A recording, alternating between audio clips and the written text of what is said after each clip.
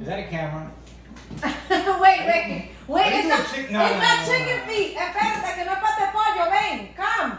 It's pig feet. Is that a toe? No, it's pig feet.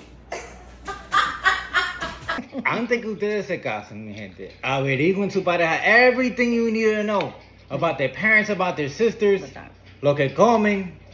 That's no, yo no puedo. Rosie, adiós que te pelan.